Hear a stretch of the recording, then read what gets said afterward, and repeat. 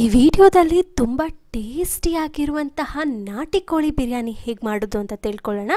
ಈ ನಾಟಿ ಕೋಳಿ ಬಿರಿಯಾನಿ ಮಾಡೋದಕ್ಕೆ ಬೇಕಾಗಿರುವಂತಹ ಇಂಗ್ರೀಡಿಯೆಂಟ್ಸ್ ಯಾವ್ದ್ಯಾವುದು ಅಂದರೆ ನಿಂಬೆಹಣ್ಣು, ಚಕ್ಕೆ, ಲವಂಗ, ಏಲಕ್ಕಿಕಾಯಿ, ಸೋಂಪು ಕಾಳು, ಕಸ್ತೂರಿ ಮೇಥಿ, ಅರಿಶಿಣದ ಪುಡಿ, ಕಾಯಿ ಹಾಗೂ ಬಿರಿಯಾನಿ ಪೌಡರ್, ಗರಂ ಮಸಾಲೆ ಪುಡಿ, ಪಲಾವ್ ಎಲೆ ಮತ್ತು ಹಸಿರು ಮೆಣಸಿನಕಾಯಿ.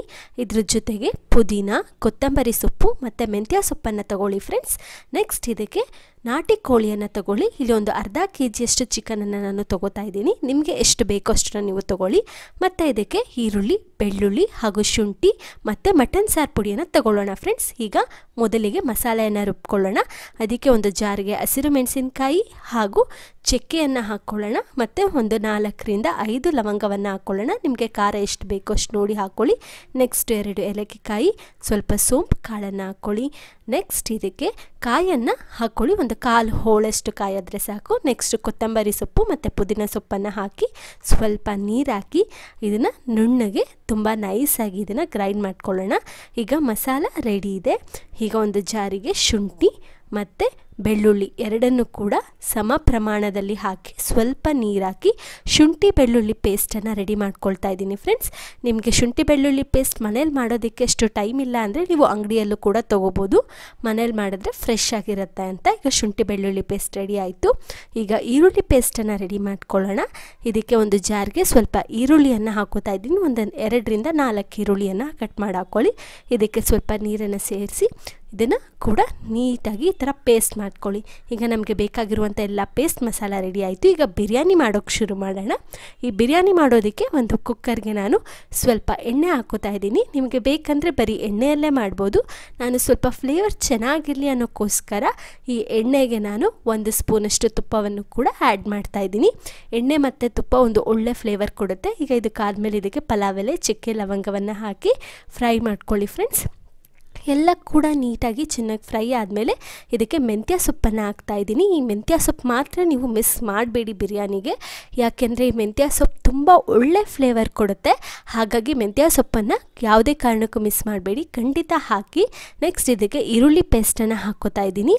ಈರುಳ್ಳಿ ಪೇಸ್ಟೆಲ್ಲ ನೀಟಾಗಿ ಹಸಿ ವಾಸನೆ ಹೋಗಿ ಕೆಂಪಗಾಗೋವರೆಗೆ ಈರುಳ್ಳಿ ಪೇಸ್ಟನ್ನು ನಾವು ಫ್ರೈ ಮಾಡಬೇಕಾಗುತ್ತೆ. ನೆಕ್ಸ್ಟ್ ಇದಕ್ಕೆ 1-2 ಸ್ಪೂನಷ್ಟು ಶುಂಠಿ ಬೆಳ್ಳುಳ್ಳಿ ಪೇಸ್ಟನ್ನು ಕೂಡ ಹಾಕೋತಾ ಇದ್ದೀನಿ. ಈಗ ಇದೆಲ್ಲವನ್ನು ಕೂಡ ನೀಟಾಗಿ ಫ್ರೈ ಮಾಡ್ಕೋಬೇಕು. ನೀವಿನ್ನೂ ನಮ್ಮ ಚಾನಲ್ಗೆ ಸಬ್ಸ್ಕ್ರೈಬ್ ಆಗಿಲ್ಲ ಅಂದರೆ ದಯವಿಟ್ಟು ಸಬ್ಸ್ಕ್ರೈಬ್ ಮಾಡ್ಕೊಳ್ಳಿ. ಈಗ ಇದಕ್ಕೆ 1-2 ಸ್ಪೂನಷ್ಟು ಅರಿಶಿಣದ ಪುಡಿಯನ್ನು ಹಾಕ್ಕೊಳ್ಳಿ. ಇದನ್ನು ನೀಟಾಗಿ ಈಗ ಮಿಕ್ಸ್ ಮಾಡಿಕೊಂಡು ನೆಕ್ಸ್ಟ್ ಇದಕ್ಕೆ ನಾಟಿ ಕೋಳಿ ಚಿಕನನ್ನು ಹಾಕ್ಕೊಳ್ಳಿ. ನಾನಿಲ್ಲಿ ಒಂದು ಅರ್ಧ ಕೆಜಿಯಷ್ಟು ನಾಟಿ ಕೋಳಿ ಚಿಕನನ್ನು ಹಾಕ್ಕೋತಾ ಇದ್ದೀನಿ ಫ್ರೆಂಡ್ಸ್. ಇದನ್ನೆಲ್ಲನೂ ಕೂಡ ನೀಟಾಗಿ ಚೆನ್ನಾಗಿ ಮಿಕ್ಸ್ ಮಾಡ್ಕೋಬೇಕು. ಈಗ ಅದಕ್ಕಿಂತ ಮೊದಲು ಇದಕ್ಕೆ ರುಚಿಗೆ ಎಷ್ಟು ಬೇಕೋ ಅಷ್ಟು ಉಪ್ಪನ್ನು ಹಾಕ್ಕೊಳ್ಳಿ. ನಾನು ಇಲ್ಲಿ ಎಷ್ಟು ಬೇಕಷ್ಟು ಅರಳುಪ್ಪನ್ನು ಹಾಕಿದ್ದೀನಿ. ಇದನ್ನೆಲ್ಲನೂ ಕೂಡ ನೀಟಾಗಿ ಮಿಕ್ಸ್ ಮಾಡ್ಕೊಳ್ಳಿ. ಇದೆಲ್ಲ ಸ್ವಲ್ಪ ನೀರು ಬಿಡಬೇಕು.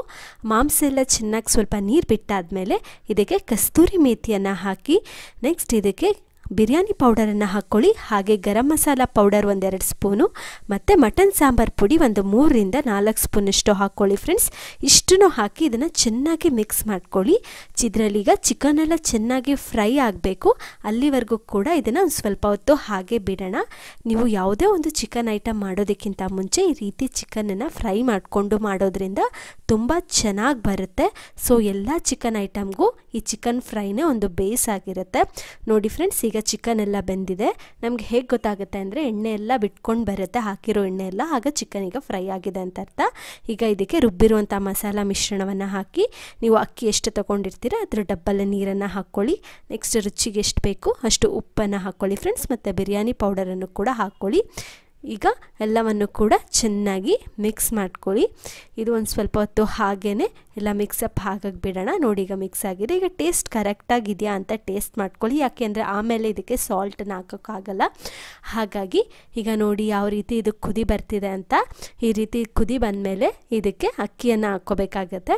ನೀವು ಅಕ್ಕಿಯನ್ನು ಫಸ್ಟೇ ನೆನೆಸಿಟ್ಕೊಂಡು ಆಮೇಲೆ ಮಾಡೋದ್ರಿಂದ ತುಂಬ ಸಾಫ್ಟಾಗಿ ಬರುತ್ತೆ ರೈಸು. ಈಗ ನೋಡಿ ಚಿಕನ್ ಎಲ್ಲ ಬೆಂದಿದೆ ಮತ್ತು ಇದು ಕೂಡ ಕುದೀತಾ ಇದೆ. ಈ ಮಿಶ್ರಣ ಕುದೀತಾ ಇರಬೇಕಾದ್ರೆ ನಾನು ಇಲ್ಲಿ ಅಕ್ಕಿನ ಒಂದು 2 ಪಾವಷ್ಟು ಅಕ್ಕಿಯನ್ನು ಇಲ್ಲಿ ಹಾಕೋತಾ ಇದ್ದೀನಿ. ನಿಮಗೆ ಎಷ್ಟು ಬೇಕೋ ಅಷ್ಟು ಅಕ್ಕಿಯನ್ನು ನೀವು ಹಾಕ್ಕೊಳ್ಳಿ. ಈಗ ಎಲ್ಲವನ್ನು ಕೂಡ ನೀಟಾಗಿ ಮಿಕ್ಸ್ ಮಾಡಿಬಿಟ್ಟು ಒಂದ್ಸಲ ಈಗ ಕುಕ್ಕರ್ ಕ್ಯಾಪನ್ನು ಹಾಕಿ ಇಡೋಣ. ಒಂದು 2 ವಿಷಲ್ ಬರ್ಸಿದ್ರೆ ಸಾಕು, ಬಿರಿಯಾನಿ ರೆಡಿ ಆಗುತ್ತೆ. ಇನ್ನೂ ಯಾರ್ಯಾರು ಈ ವಿಡಿಯೋ ಲೈಕ್ ಮಾಡಿಲ್ಲ ದಯವಿಟ್ಟು ಲೈಕ್ ಮಾಡಿ ಫ್ರೆಂಡ್ಸ್, ಹಾಗೆ ನಮ್ಮ ಚಾನಲನ್ನು ಸಬ್ಸ್ಕ್ರೈಬ್ ಮಾಡ್ಕೊಳ್ಳಿ. ನೋಡಿ ಈಗ 2 ವಿಷಲ್ ಆಗಿದೆ. ಈ ರೀತಿ ಮಸಾಲೆ ಎಲ್ಲ ನೀಟಾಗಿ ಮಿಕ್ಸ್ ಮಾಡ್ಕೊಳ್ಳೋಣ. ನೋಡ್ತಾ ಇದ್ದೀರಲ್ಲ ಎಷ್ಟು ಚೆನ್ನಾಗಿ ಕಾಣಿಸ್ತಿದೆ ಅಂತ, ತುಂಬ ಘಮ ಘಮ ಅಂತ ಪರಿಮಳ ಬರ್ತಾ ಇದೆ. ಆ ಪರಿಮಳಕ್ಕೆ ಹೊಟ್ಟೆ ಹಸಿವು ಇನ್ನೂ ಜಾಸ್ತಿ ಆಗ್ತಾ ಇದೆ, ಇನ್ನೂ ತಿನ್ನಬೇಕು ಈ ಸಡನ್ನಾಗಿ ಅಂತ ಅನ್ನಿಸ್ತಾ ಇದೆ. ಅಷ್ಟು ಚೆನ್ನಾಗಿ ಬಂದಿದೆ ಫ್ರೆಂಡ್ಸ್. ನೀವು ಕೂಡ ಒಂದು ಸಲ ಮನೆಯಲ್ಲಿ ಖಂಡಿತ ಟ್ರೈ ಮಾಡಿ ಹೇಗಿತ್ತು ಅಂತ ಕಮೆಂಟ್ ಮಾಡಿ ತಿಳಿಸಿ. ಟೇಸ್ಟಿಯಾಗಿರುವಂತಹ ನಾಟಿ ಕೋಳಿ ಚಿಕನ್ ಬಿರಿಯಾನಿ ರೆಡಿ ಆಗಿದೆ friends. Thank you for watching.